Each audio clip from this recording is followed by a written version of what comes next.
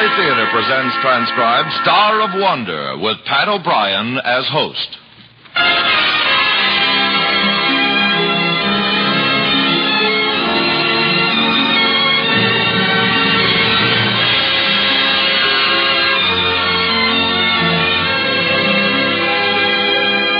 From Hollywood, the Mutual Network, in cooperation with Family Theater, presents Star of Wonder.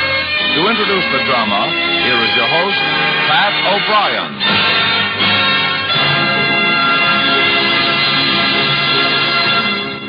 Thank you, Tony Lafrano. Family Theater's only purpose is to bring to everyone's attention a practice that must become an important part of our lives. If we are to win peace for ourselves, peace for our families, and peace for the world, Family Theater urges you to pray. Pray together as a family.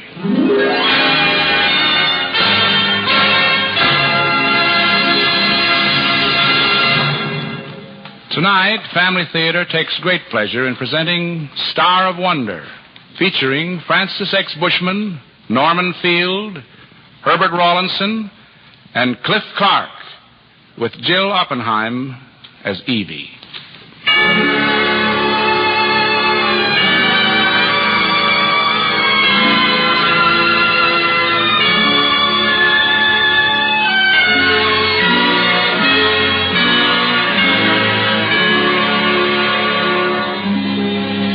Once upon a time, in a great observatory on a pine-covered mountain in a western state, there lived three wise old men.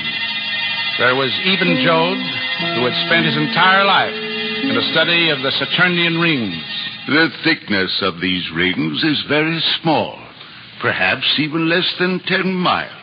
Nowhere else in the universe. And there was Otto Schwartz, a recognized authority on lunar craters. The moon's surface offers us astounding evidence of the effect of widespread volcanic festivals. And finally, there was Walter Leatham, whose monograph on the atmosphere of Venus was an astronomical landmark.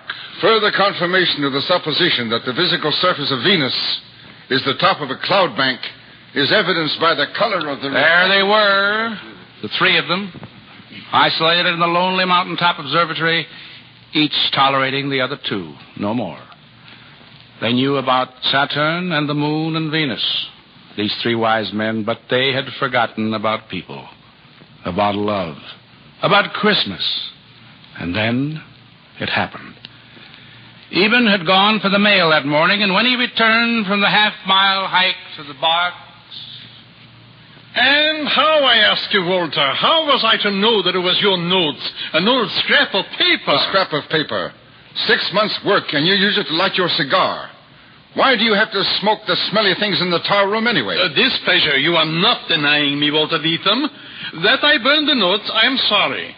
I will help you gather the data again. You will. And what makes you feel that you are qualified to help me assemble material on the atmospheric changes of Venus? Otto, stop! You're like two children. Why must there be this constant bickering? Oh, Eben, you're back. Any mail? Yes, the Journal of Astronomy for you, Walter, and a Christmas circular for you, Otto. Christmas circular. Where do the days go? To the end of another year we are coming. I've been waiting for the journal. This is the issue in which Goddard promised to make a fool of himself. The air must be chilly this morning, Eben. You look flushed in the face. We have snow before the week is out. Otto, Walter, there was one other thing in the mail this morning. Another thing? What? Not a letter from the trustees, I hope. The letter was for me, but it affects us all, so I thought I should read it to you. It's from a woman named Farrell. She lived next to my sister in Orange, New Jersey. She writes that my sister has died. Oh, I'm so sorry, Eben. I did not know you had a sister. I thought you were alone, like me. She was a younger sister. I haven't seen her for years. 20 years or more it must be. It's hard to grasp a death when it happens far from us. She was married, this sister? She was a widow. Her husband died several years ago. If there's any work of yours that I can do today, Eben... Wait. There's There's more. More? She left a child. A child? A daughter named Evie. How old is the girl even? 10. I've never seen her. We didn't correspond, my sister and I. I suppose I should have kept in touch, but... It's easy to forget up here. I hope the child is well provided for. She isn't. The girl has nothing. No one. Even a little money I have saved, if it will help... You can count on me, too. Very generous of you both. But it isn't money that's the worry. The child has no home. Home? Well, surely, even you didn't think... I know how you feel. But it was my sister's last request, according to this Farrell woman, that Evie be sent to me. Bring a child here to the observatory? I know how it sounds. A 10-year-old girl here. Even this you cannot seriously consider. Why, it's preposterous. The notion of keeping this girl in the observatory is unthinkable. I agree with you, Walter. We can't keep her here permanently, but until I can make other arrangements. Children have no respect for routine. Life here will be intolerable. Walter, for a little while, until Eben makes his arrangements? Oh, so you're both against me. Not against you, Walter. It won't be an ideal situation, I admit it. But until I can properly place the child. Very well. As long as we understand that this is a temporary arrangement. Well, it may take me a little time to find a school that will accept her. Why should that be if we're prepared to pay the price? One thing I forgot to mention. Evie is blind.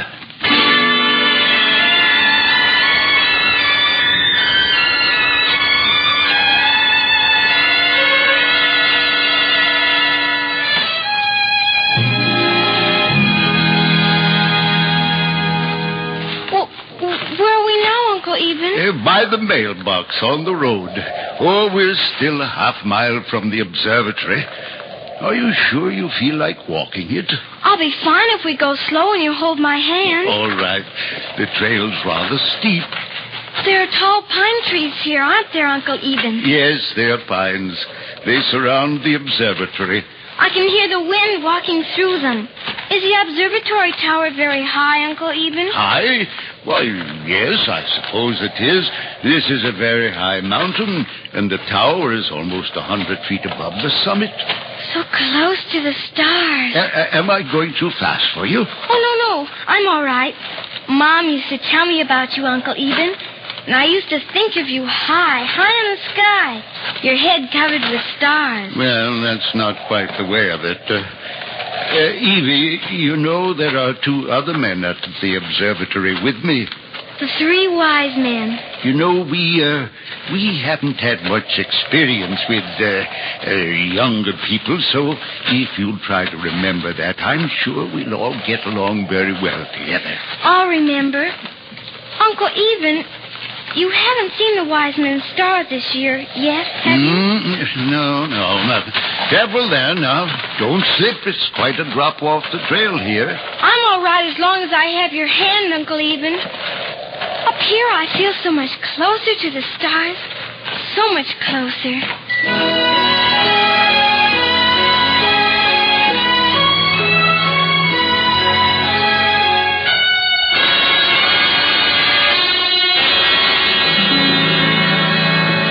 Such a strange one she is. Not an ordinary little girl at all, Walter. What do you know about ordinary little girls? She says so little, and yet there is a feeling when she's in a room as if she were talking, saying things that cannot be put in words. Oh, I do not make good sense. That can't be blamed on the child. I wonder if Eben is doing anything about a school for her. He has, I think, written some letters. Otto, I don't mean to let him forget that this is a temporary arrangement. I don't think he will. Walter, has she asked you about the star? The star? What star? There are millions of stars. And why should she ask me about one of them? Oh, I don't know. Several times she mentions it to me since she comes. As if I should know of it. Oh, it's some childish game. Where is she now? With Eben, I think. I've not seen her since supper. She knows her place. I'll give her that. Doesn't intrude. All the same, this won't be a fit place to work until she goes. Which of you had my slide rule? I use my own instruments, no one else's. Maybe I use it even. But I put it back in the case, I'm sure. Anyway, it is a week or more. Well, where's Evie? Evie? With you, we thought she was. And I thought she came in here after supper. Where do you suppose she is? Her room? The tower? Check in her room, Otto. Yeah. I'll look up in the tower. Yeah.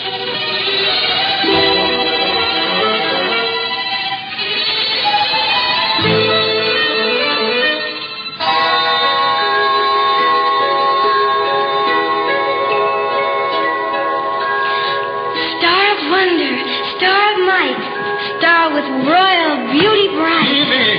Oh, Uncle Even, I didn't hear you. Evie, what are you doing up here?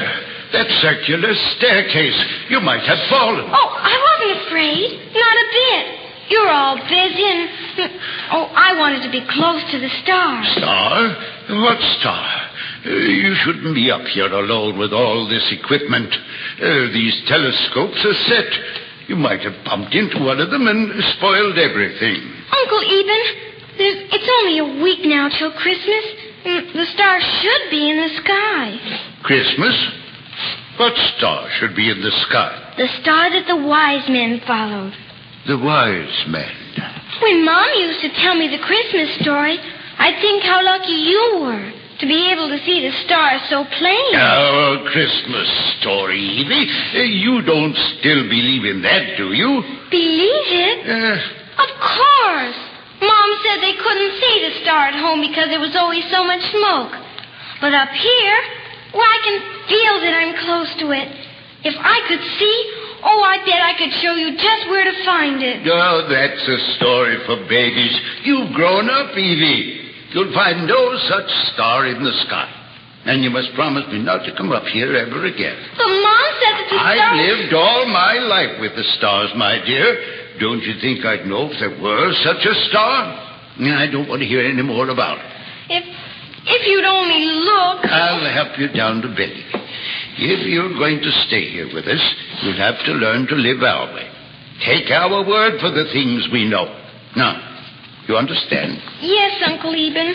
I'm sorry that I spoke to you so roughly, but it's for your own good. For my own good to forget about the star in the east, you mean? Of course. There's no time for such stories here. All right, Uncle Eben. Yeah, and the sooner you forget them, the happier you'll be. The happier we'll all be.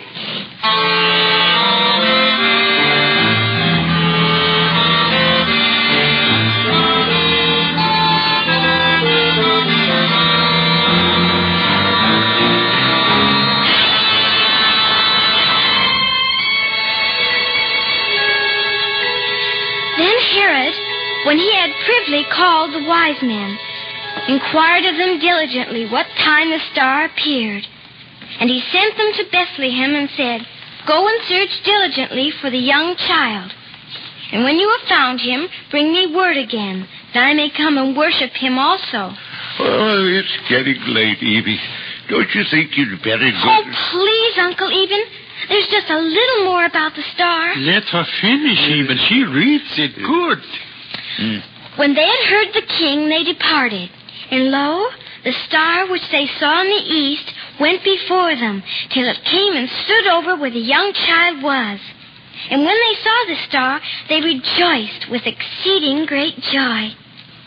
You were hardly touching the braille, Evie. I've read that part so many times I know it by heart. Time for bed now. Oh, I'd give anything if I could see that star that the wise men saw. Evie? Oh, I'm sorry, Uncle Eben. I know you don't like to talk about it, but there must have been like you three. Who was like us? The three wise men. They probably lived in a place like this and watched the stars, same as you. Just think how excited they must have been to see that new star in the sky. It's almost 10 o'clock, Evie. No scientific record of their discovery. Yeah, take my hand, Evie. Oh, I do wonderfully well by myself now, Uncle Eben.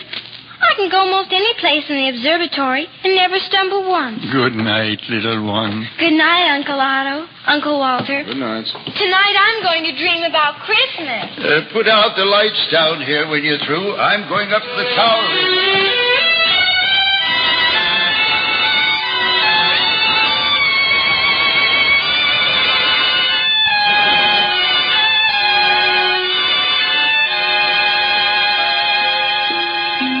It's good to turn your eyes to the stars. They don't change. All in their places, just as they've been for millions of years. Star in the east, a child's story. There's no such star there, and never was. Childish to be so upset. It's the girl. You must go. As soon as the holidays are over, I must find another place for her. As soon as the holidays are over.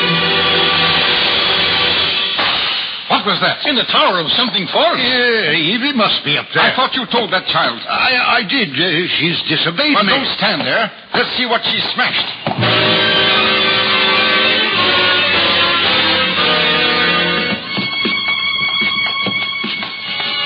Evie, what have you done? Oh, I'm sorry, Uncle Eben.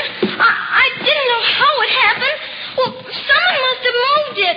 It was never there before. It's a big glass-stained compass from Switzerland. Ruined. A valuable instrument. And now look at it. Junk. Nothing but junk. Oh, I'll do anything to make up for it, honest. Oh, you promised me that you'd never come up those stairs again. What did she mean the compass had never been there before? How many times do you come to this tower room, Evie? I've been coming up here every night after you all go to bed. Every night? What in the world would you want to come up here for? The star. I can almost believe that I see it up here. Well, I just felt sort of lonely since I came to live here, and the star was a thing I could hold on to. I told you once before, Evie, there was no such star. Oh, but Uncle Eben, in the book it says... I can see, Evie. I've looked through the telescope night after night all my life, and there is no such star. Oh, I can't believe it. I can't. I leave it to Walter, to Otto. Is there a star in the east, a new star, that comes only at special times of the year? Of course not. Even this is ridiculous. Otto. No, there is no such star, little one. Now, do you believe me? Oh, I can't. The star, it's all I've got. Go to your room. You can't make me believe that the star isn't there. If you can't see it, you're blind. You're all blind. Should one of us follow her, even? No. Let her alone. Weather's closing in. There'll be snow before morning. Visibility is limited. Yes, visibility is very limited.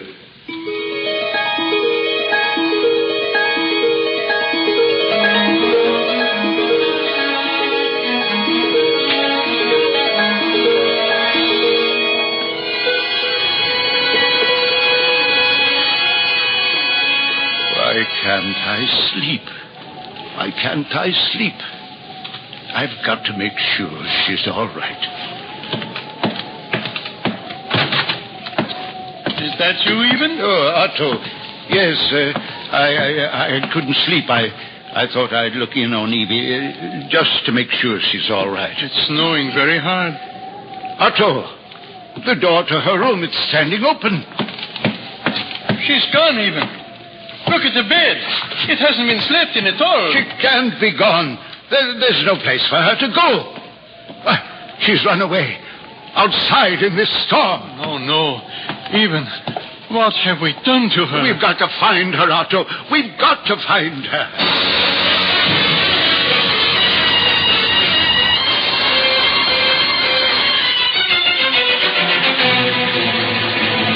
Evie, answer me. Evie, where are you? Evie! Oh, she's fallen into one of the canyons.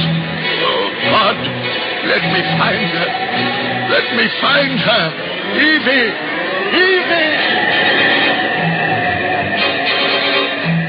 Something by that tree. Leaning against it. Evie! It's her! Evie!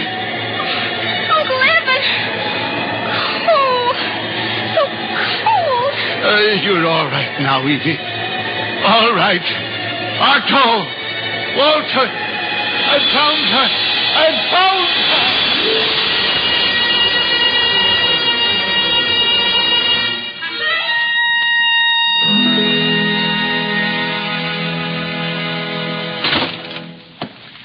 Doctor, is she all right? I wish I could tell you that she was. She's fighting pneumonia, exposure, shock. But she will be all right? She's a very sick youngster. I wish I could take her to the hospital, but I'm afraid to move her. We'll take care of her. Just tell us what we must do. Well, I've given her a shot of penicillin. I'll leave some medicine here, and I want you to force liquids on her. I'll be back in the morning. Surely there isn't any cause for alarm, is there? Just follow my instructions. I'll see you in the morning.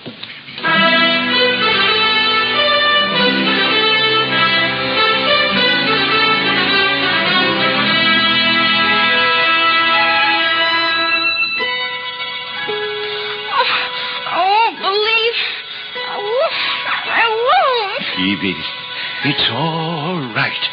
It's all right, my dear. Can't lose it. Can't lose it. I can't.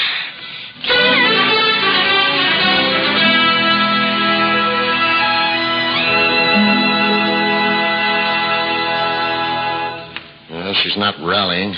If anything, she's slipped since yesterday. We followed your instructions, Doctor. She took the medicine, we forced the liquids, and one of us was with her all the time. Usually, kids her age kick right back, react in less than 24 hours. Oh, but she's not fighting it at all. Anything that we can do to help her, just tell us, Doctor. Well, we haven't quit yet. It's not going to be a very Merry Christmas for the poor little kid. This is Christmas Eve, isn't it? I'll be here in the morning. If she should get worse, you'll just have to try to get through to me. If she gets worse.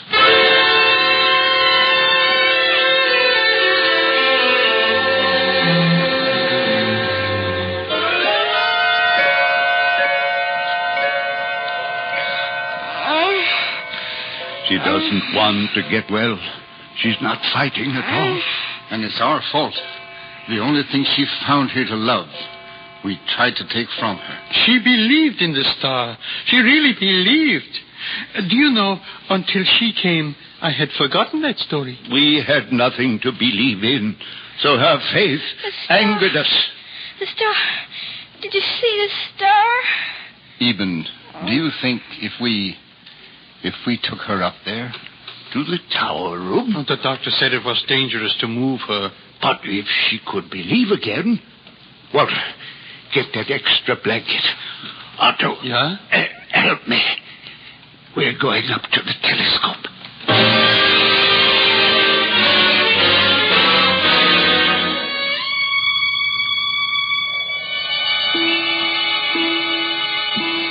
Uncle Eben, where are we going? Evie, we're in the tower room by the big telescope. Evie, it's Christmas Eve. We thought you might like to be near the star. You don't believe it's there. You don't believe in the star. Tell us where to look, Evie. We want to believe. Help us. Where will it be, Evie? You want to believe? Yes, Evie, we do. Help us, Evie. Tell us where to look. It was in the east, and it was very bright. If you believe as they believe, you must be able to see it tonight of all nights. Let me see. You're looking in the telescope? Yes, I am. I don't see anything yet, Evie. Well, keep looking, Uncle Eben. Keep looking. I see it. Otto! Walter! Look, it is there. A great shining star where there's never been a star before. Let me see. It can't be there. It can't. And still it is. A beautiful star, Evie. A magnificent star. Star of wonder. Star of light. You believe me now? Of course we do, Evie. And you've got to get well. We need you. The three of us need you, Evie. You need me? Yes, we do, Evie. She's going to get well. Aren't you, Evie? Yes, I'm going to get well. Uncle Eben. Oh, I'm so sleepy. how far it is cool. I think the worst is over. Merry Christmas, Uncle Eben, Uncle Walter, and Uncle Otto. Merry Christmas, Evie. Yes, Merry Christmas, Evie. Merry Christmas. Merry Christmas, little one. Best you should take her back to bed, Eben. Yes, I will. And when they saw the star, they rejoiced with exceeding great joy. With exceeding great joy.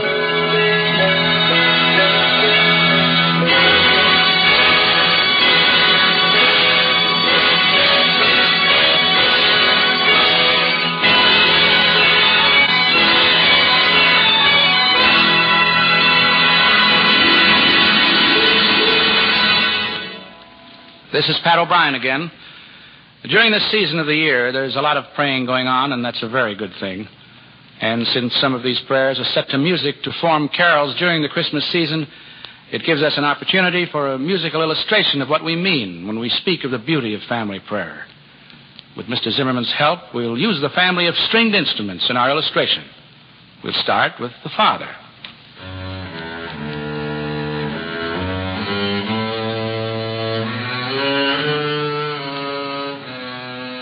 And then the mother.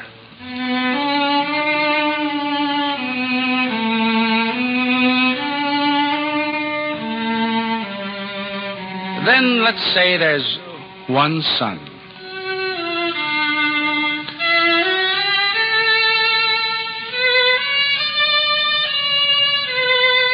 And one daughter.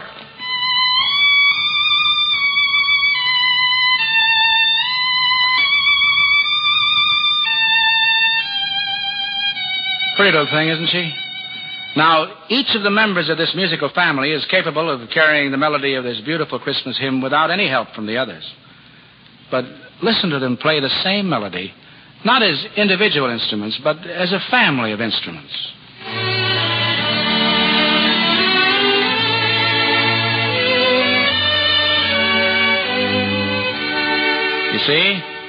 You see how the harmony adds beauty? How the melody gains new importance? Family prayer is much the same.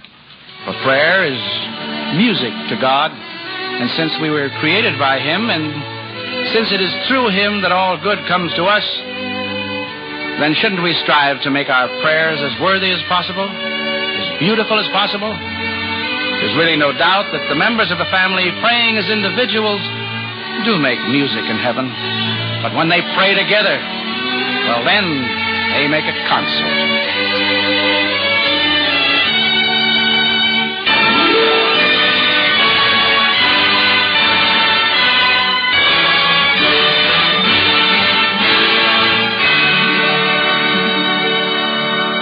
There's one other argument in favor of family prayer. It's a promise that family theater uses for a slogan. The family that prays together stays together. More things are wrought by prayer than this world dreams of.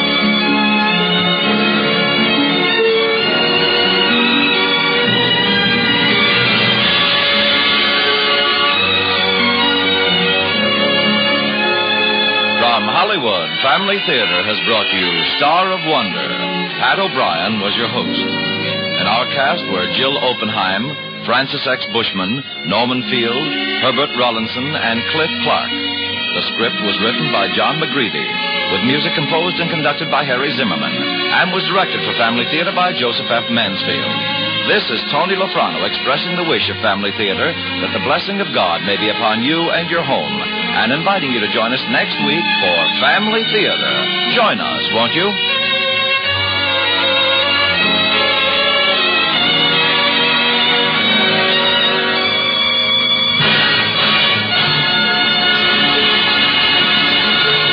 Family Theater Transcribed is broadcast throughout the world and originates in the Hollywood studios of the world's largest network. This is the Mutual Broadcasting System.